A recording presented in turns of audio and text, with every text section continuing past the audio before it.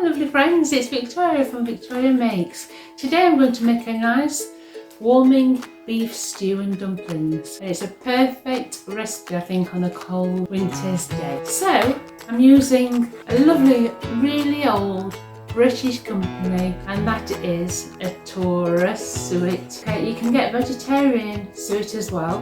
Please buy the suet of your choice, vegetarian or the traditional variety.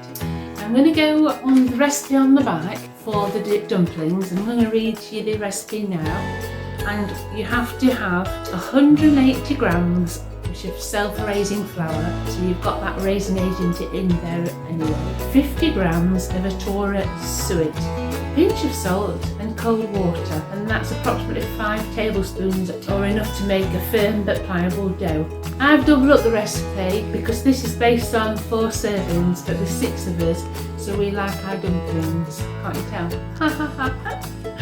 It's a lovely winter warmer stew and dumplings, isn't it? And I think everybody has fond memories of stew from their childhood and carry it on. So ideal winter food. So very simple. You prepare your dumplings in advance and give them a bit of time to rise. And then when your stew is pretty much 3/4 done, you'll add your dumplings into the top gravy and let it carry on the cooking process until the end. And on this recipe here it says you mix your Taurus suet and flour and salt with your water, divide the dough into 8 balls and then place on top of your simmering stew, cover with a lid and cook for a further 20 minutes and serve hot. So do that about 20 minutes before your stew is finished. The question you might say is, how do I know when my stew is finished? All recipes of stew will give you some kind of idea how long it will be to cook your meat. Generally speaking, if you have small cubes of stewing steak, it should only take about an hour. So at 40 minutes in, I then put my dumpling mixture in, and then I'll serve that with potatoes and carrots and lots of onions and stock cubes of your choice, and I'll thicken it with a little bit of gravy granules or corn flour, whichever you wish. So it's a great recipe. I would allow about an hour and a half prep and cooking time before you serve your stew. It also tastes so much better the next day, the flavours, so try and bulk it up and make more. If you don't fancy it the next day, you can either not eat it on the day of cooking and leave it till the next day, or have it now and then freeze the rest. But all the flavours mingle overnight and it's even more richer the next day. Okay, so let's get going. It's a quick and easy preparation for the dumplings, like I say. So I'll show you what it looks like raw, and then I'll jump ahead and show you when I actually mix it all together what it actually looks like. So I've put my flour, self-raising flour, in the bowl, and I've put my suet, and then I'm going to add the water. Make sure you put your seasoning in. I put quite a bit of salt in mine because, you know, it gives it a good taste. I also like to put some herbs as well.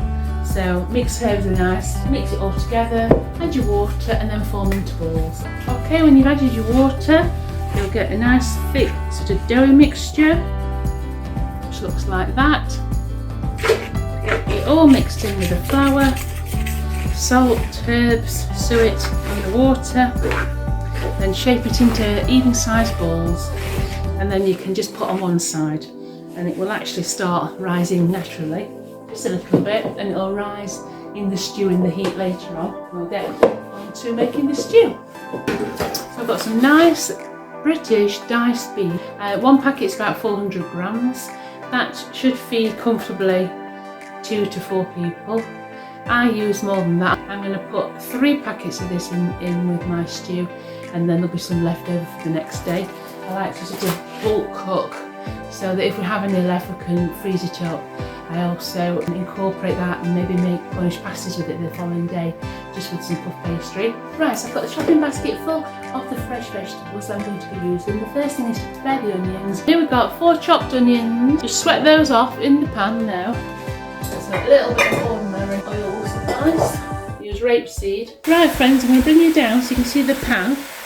Into the pan we want a good amount of black pepper. So I usually use, let's say, about 3 pinches. I like that sort of peppery taste. I'll put some stock cubes. I've got a lot of beef, so in this instance I'm putting vegetarian ones in. I will use some beef gravy later, so we'll leave that on, and meanwhile we shall prepare our vegetables. I like to put a lot of carrots in my stew and lots of potatoes, and then I'll put some cabbage on the side. I also put a teaspoon of horseradish sauce in my stew, and then that just mixes in with the gravy, and then everybody can have the horseradish sauce on the side as well if they want some extra. It gives just a slight little background kick to the stew. When this is all browned, I will then add extra stock and water and leave it for about 10 minutes, and then add as many carrots and potatoes as you need. So brown your beef off. Okay, so it's nice and browned. You've got your onions and you've got your oil in there. So at the moment you've just got your beef and it's turning brown. When it's all turned brown, you can add your stock.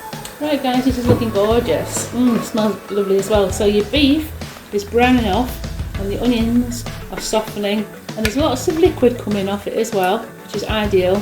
So let it cooking down a little bit. So you can see I'm doing a lot of carrots and potatoes. As I said, I've put 2 stock cubes in already, so I'll add liquid. I'll probably put about 2 pints of liquid in now, and then obviously I will drop the temperature down to a simmer, cook it off about 40 minutes as I said before, and then add my vegetables and also the dumplings. Right guys, I'm going to add all the water, about 2 pints. I'm going to put in. I'll boil the kettle up to keep the heat the same, and then I'll stir it all through. And then we'll put it on low, as I say, about on simmer, and simmer it now for about 30 minutes, and we'll check it again. And after 30 minutes I'm going to add the vegetables and then give them about 10 minutes. Then I'll add the dumplings on the top. Some people often ask, how do you know how long your beef is going to take? It's a great question that, because it depends on the age of the beef, if it's hung, if it's left, for longer and it's matured, if it's tough beef. Depends on the cut of beef, of course. So you can never really tell. So the only thing you can do is cook your beef until you feel like it's sort of 3/4 done, and keep testing the beef before you're actually adding the vegetables. Right, I'm going to get the vegetables in now into the stew so that we can get them cooking, and the dumplings on top.